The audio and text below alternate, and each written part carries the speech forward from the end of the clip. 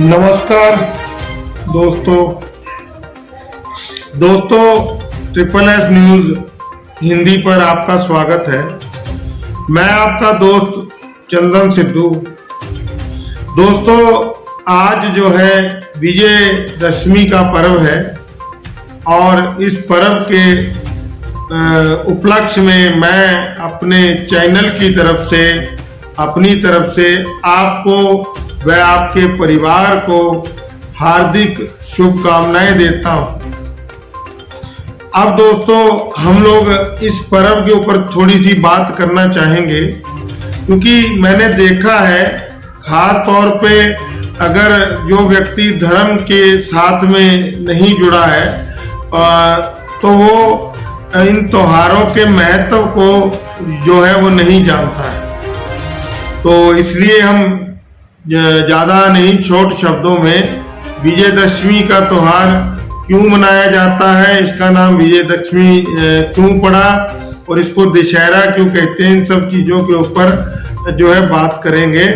और उन व्यक्ति, क्योंकि मैंने देखा है बहुत से व्यक्ति जो हैं वो इन त्योहारों को सिर्फ इसलिए मनाते हैं, यार आज त्योहार आ गया है चलो जुआ खेलेंगे और शराब पिएंगे, भांग वगैरह का नशा करेंगे, ऐसी कई चीजें वो करते हैं, बुराइयों की तरफ वो जाते हैं त्योहार के नाम पर।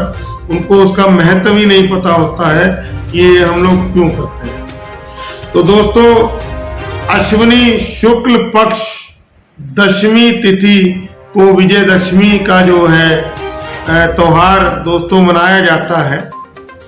और उसके बाद में दोस्तों हम आपको यहाँ बताएंगे कि माँ दुर्गा ने आज के दिन जो राक्षस था महिषासुर, उसका वध किया था और उसका वध करने के बाद में उसके ऊपर विजय प्राप्त की थी। इसीलिए इसे दोस्तों विजयदशमी के नाम से इसको मनाया जाता है दोस्तों। अब दोस्तों आगे की बात हम करते हैं यहाँ पर, क्योंकि ये त्योहार जो है श्री रामचंद्र जी की रावण के वध के साथ में उसके ऊपर विजय के रूप में मनाया जाता है। और क्योंकि रावण का जो नाम था, जो रावण था वो दशानन था, उसके 10 सर थे, तो इस कारण से उसका नाम दशानन था। तो दशानन की हार के कारण इसको दशहरा जो है, इसमें उसकी हार का जिक्र आ गया ना, दशहरा, तो इस कारण से इसको दशहरे का नाम भी मिलता है और विजयदशमी का नाम भी मिलता है दोस्तों। तो दोस्तों ये दो कारणों से एक तरफ तो महिषासुर का वध किया माँ दुर्गा ने और विजय प्राप्त की, और दूसरी जगह श्री रामचंद्र जी ने माँ दुर्गा की पूजा करने के बाद, उनसे आशीर्वाद प्राप्त करने के बाद में उनके द्वारा जो अस्त्र और शस्त्र थे, जो श्री राम जी के अस्त्र और शस्त्र थे, उन अस्त्रों और शस्त्रों में भी माँ दुर्गा खुद समाई हुई थी। उनके अस्त्रों और शस्त्रों से दशानन यानी कि रावण का वध किया और वध करने के बाद में इस त्योहार का नाम दशहरा दोस्तों पड़ा। अब दोस्तों यहाँ पर हम आपको बताना चाहेंगे कि ये त्योहार जो है ये असत्य के ऊपर सत्य की विजय, बुराई के ऊपर अच्छाई की विजय के नाम से भी इसको दोस्तों जाना जाता है। अब दोस्तों यहाँ पर एक चीज हम और बताएंगे, इसके साथ में एक कथा भी जुड़ी हुई है। इस कथा का भी हम जिक्र करेंगे, क्योंकि बहुत से व्यक्ति इस कथा के बारे में नहीं जानते होंगे। तो दोस्तों यहाँ पर हम आपको ये बताना चाहेंगे कि जब रावण से युद्ध करना था श्री रामचंद्र जी को, तो उस समय जो है माँ दुर्गा की पूजा के लिए, मतलब कि शक्ति, माँ दुर्गा को शक्ति भी कहा गया है, उनकी पूजा के लिए श्री रामचंद्र जी जो थे वो उनकी पूजा पे बैठे थे। और उनकी पूजा से पहले उनको जो नील कमल के फूलों की जरूरत थी, और नील कमल के फूलों की संख्या में काउंटिंग में जरूरत थी। और उन नील कमल के फूलों को हनुमान जी ने उनको लाके दिया था। और दूसरी तरफ रावण भी माँ दुर्गा की पूजा में बैठे थे, मतलब कि शक्ति की पूजा में बैठे थे।